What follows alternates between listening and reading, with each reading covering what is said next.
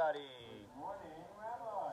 The story told about the Lubavitcher Rebbe that one time he was going out of his house and he saw a Jew passing by, or was one of his neighbors, one of the people who lived next to the Rebbe's house.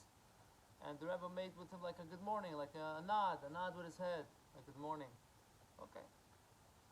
And one day he sees this neighbor sees how there was another person, whether it was the mailman or somebody else that was delivering a package, and the Rebbe gives this man a big smile,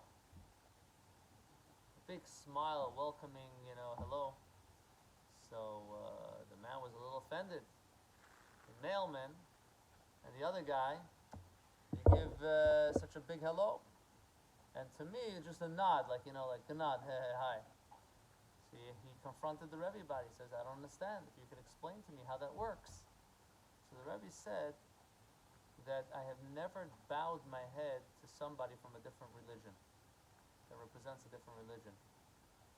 Because it's like, in a sense, for the Rebbe, that was something that he was very particular about. He says, by me giving you a nod, in a sense, it's more than giving somebody else a smile.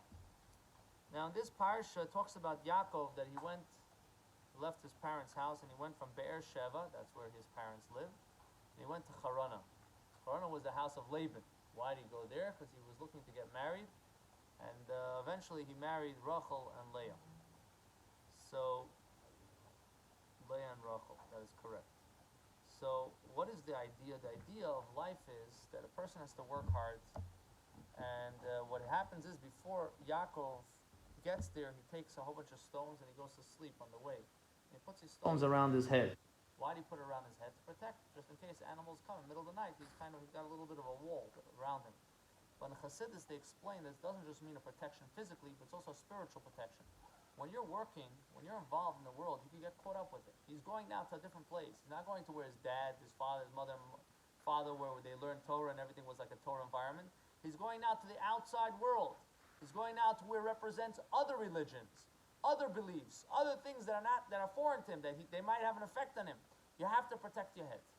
You have to protect your head means to say that when you're in business, you're in business. But your head, your thoughts, your dedication, your strive in life, what you are looking for should be Torah. And therefore, there has to be this protection around your head. Your feet should be on the ground, but your head should be striving for something more spiritual. So when you're going into the environment of the world, you have to have this approach and this understanding that my head has to stay pure. My mind has to stay pure.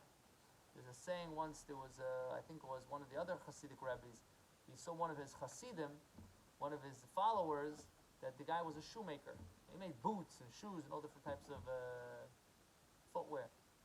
And he saw that the Chassid, as time went on, he lost interest in the spiritual realm, and he got really involved in his business. So the Rebbe tells him, this is like a story from 150 years ago, he tells him, I saw feet in boots, but I never saw someone put their head in boots.